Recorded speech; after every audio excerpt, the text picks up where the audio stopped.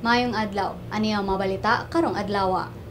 Nagpailang miyembro sa Davao Death Squad nga si Edgar Matubato anaa na karon sa personal custody ni Senator Antonio Trillanes IV.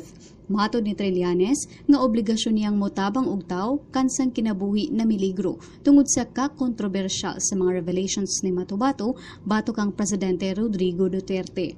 Ang Committee on Justice nga gipanguluhan ni Senator Leila de Lima mihangyo kagahapon kang Senate President Aquilino Pimentel III nga hatagan og proteksyon si Matubato apan wa mosugod si Pimentel.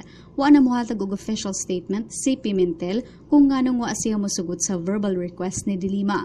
Si Matubato mitestigo kagahapon batok kang Duterte ug sa iyang anak nga si Paulo kalabot sa extrajudicial killings sa Pilipinas.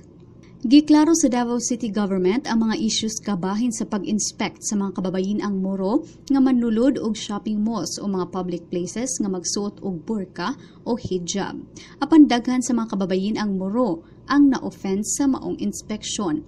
Sigon ni Senior Superintendent Michael John Dobria, Director sa Davao City Police Office, nga butangan og mga closed room sa mga checkpoints aron didto i-inspect sa mga babaeng pulis ang mga Moro women nga magburka og hijab aron usab dili kini ma-intimidate. Taliwa sa maong pagkwestiyon sa inspeksyon, gipasabot ni Davao City Mayor Inday Sara Duterte Carpio nga girespeto niya ang mga nagkalain-laing relihiyon. Apan sa kasamtangang sitwasyon, mas importante ang kaayuhan sa kadaghanan. Sugyot sa mga law enforcement officers sa syudad nga mas maayo kung di tugutan nga mosuot og garments nga motabon sa naong sama sa mga kalo, sunglasses, face masks, mouth masks, burka o face paint sa pampublikong lugar alang usab sa seguridad sa kadaghanan. Ang mobile app nga Waze niluwat sa resulta sa survey nga gihimo nila alang sa Driver Satisfaction Index 2016 diin ang Metro Cebu anaa sa kinaway-ang spot 186th place. Nakuha sa Metro Cebu ang 1.15 Driver Satisfaction Index, diin 10 ang score sa satisfying samtang 1 ang miserable. Kung by country sub ang hisgutan, ang Pilipinas anaa sa 37th place with an index rating of 3.13. Mismong si Cebu City Mayor Tomas Osmeña miuyon sa survey result and tagged Cebu as the worst metro to drive in. Sigon niya nga mas migrabe ang traffic tungod sa blocked attempts sa past administrations kalabot sa pagtukod og flyovers sa syudad sa Subo.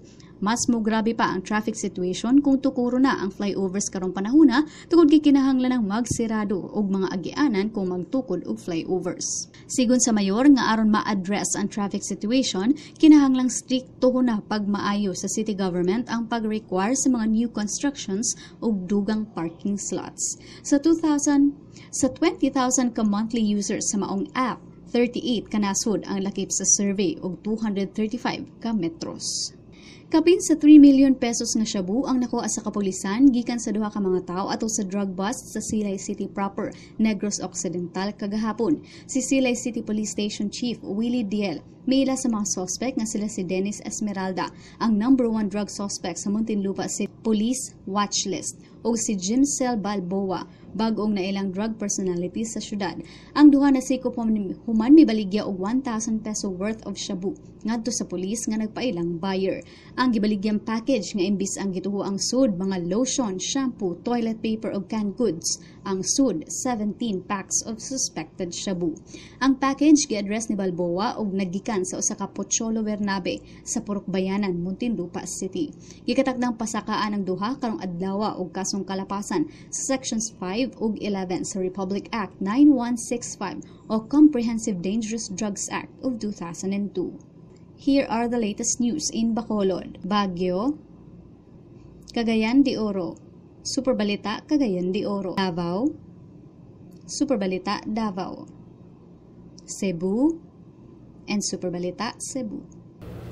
13th PhilBex Cebu 2016 exhibit gilunsad kagahapon diin gitapok ang most influential player sa construction and design industry.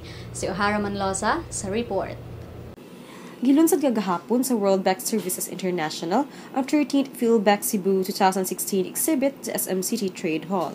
Ang exhibit nagpakita sa nagkalain-laing mga construction and interior design products. Gi-highlight usab niini ang mga Cebuano-made interior and architectural designs. Isi parte sa opening sa exhibit, doon na sila proheto design competition nga giablihan alang sa aspiring designers. Diin ang midaog mao si Cindy Maranion gikan sa Cebu Institute of Technology University. Ang exhibit nagpadayon pa karon ug mahuman karong Domingo, September 18. Admission is free. O'Hara Manlosa, Sunstar, Pilipinas.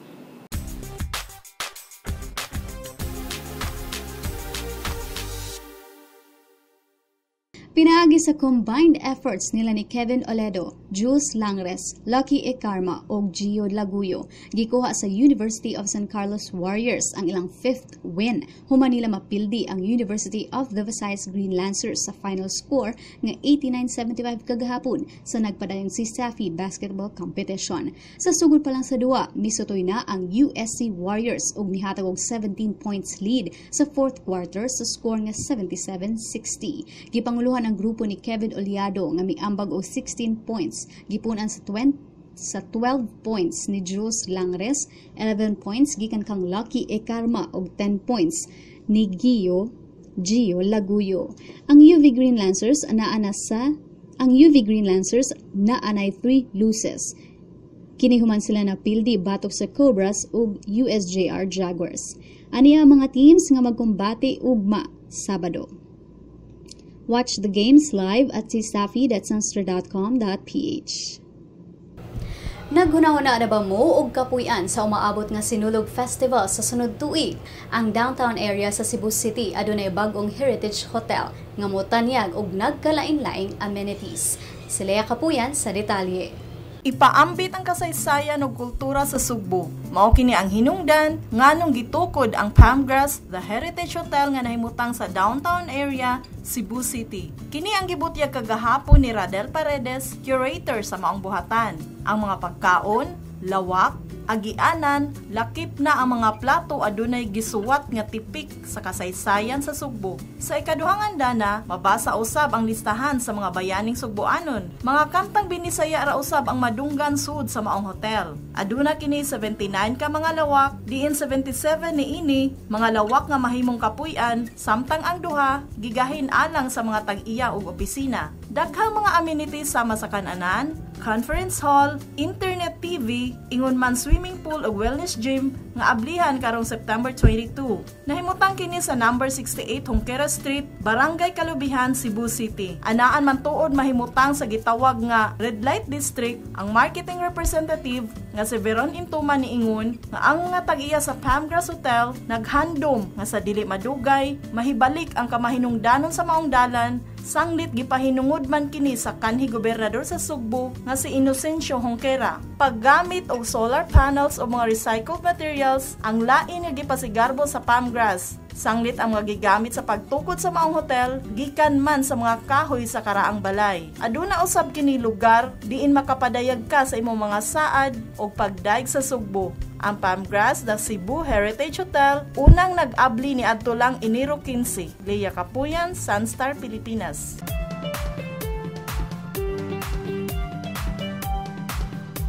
Sa atong showbiz chika, gidungog-dungog karon nga posibleng huli pa ni Kim Chiu si Yen Santos sa teleseryeng Because You Love Me. Diin ang leading man ang ex ni Kim na si Gerald Anderson. Mao kini ang gibutyag ni Salve Asis sa iyang column sa Filipino Star ngayon, kagahapon, September 15. Sigun sa artikulo, mi-decide ang ABS-CBN management nga himong comeback sa love team ni Kim o Gerald o na ilang Kimerald ang maong teleserye.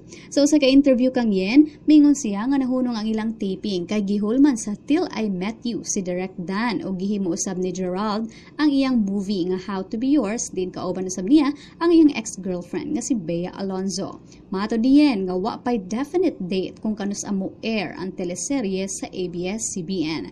Kay hinumdumang uwahing nagkauban ang Kimerald ni adtong pang 2016 sa teleseryeng Kung Tayo'y Magkakalayo. Friends, here are the lotto results. Alang sa dugang pang updates, visit www.sunstar.com.ph. Follow us on Twitter, Facebook, and subscribe to our YouTube channel. Ako si Jason Doval ug kini ang Sunstar Pilipinas.